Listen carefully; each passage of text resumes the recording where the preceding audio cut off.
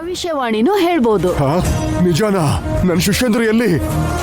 ನಮ್ಮ ಹತ್ರನೇ ಸೇಫ್ ಆಗಿರ್ತಾರೆ.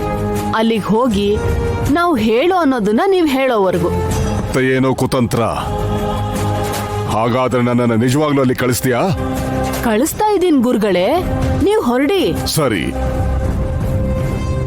ನನ್ನ ಜೊತೆ ಶಿಷ್ಯಂದ್ರು ಬರೋ ಅಗತ್ಯ ಇಲ್ಲ.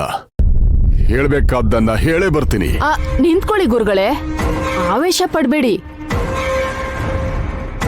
ನಮಗ್ ಬೇಕಾಗಿರೋದನ್ನ ನೀವೇನಾದ್ರೂ ಹೇಳಿದ್ರೆ ನಿಮ್ ಶಿಷ್ಯಂದ್ರನ್ನ ಬಿಟ್ ಕಳಿಸ್ತಿದ್ದೆ ಅಲ್ವಾ, ನೀವ್ ಅಲ್ಲಿಗೆ ಹೋಗ್ಬೇಕು.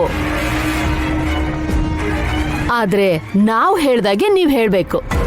ಆಗ್ಲೇ ನಿಮ್ ಶಿಷ್ಯಂದ್ರು ಜೀವಂತವಾಗಿರ್ತಾರೆ. ಏನ್ ಹೇಳ್ತಿದ್ಯಾ? ಆ ದೇವ್ರು ಬರ್ದಿರೋ ಭವಿಷ್ಯದ ಬಗ್ಗೆ ಅಲ್ಲ, ನಾವು ಬರೆಯಕ್ ಹೊರಟಿರೋ ಅವ್ರ ಭವಿಷ್ಯದ ಬಗ್ಗೆ ನೀವ್ ಹೇಳ್ಬೇಕು.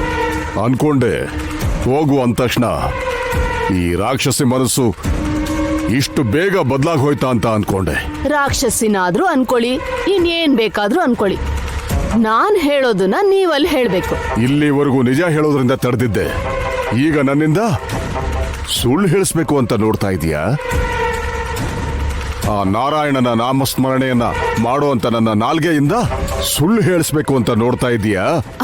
ಅಯ್ಯೋ ಇಲ್ಲ ಗುರುಗಳೇ, ನಿಮ್ ನಾಲ್ಗೆಯಿಂದನೇ ಸುಳ್ಳನ್ನ ನಿಜ ಹೇಳೋ ತರ ಹೇಳಿ.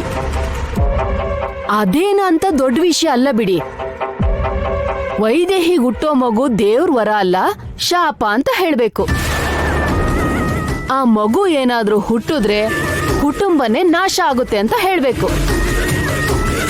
ನಾರಾಯಣ ನಾರಾಯಣ ನಾರಾಯಣ, ಕೇಳೋಕಾಗದೆ ಇರುವಂತ ವಿಷಯವನ್ನ ಹೇಳು ಅಂತ ಹೇಳ್ತಾ ಇದೀಯಾ? ನನ್ನಿಂದ ಸಾಧ್ಯ ಇಲ್ಲ, ಕನಸಿನಲ್ಲೂ ಕೂಡ ಹೇಳೋದಿಲ್ಲ. ಹಾಗಾದ್ರೆ ನಿಮ್ ಕಣ್ ಮುಂದೆನೆ ಶಿಷ್ಯಂದ್ರು ಸಾಯೋದನ್ನ ನೀವು ನೋಡ್ತೀರಾ? ಇನ್ ಬೇರೆ ದಾರಿನೇ ಇಲ್ಲ ಗುರುಗಳೇ, ನೀವು ಹೊರಡಿ.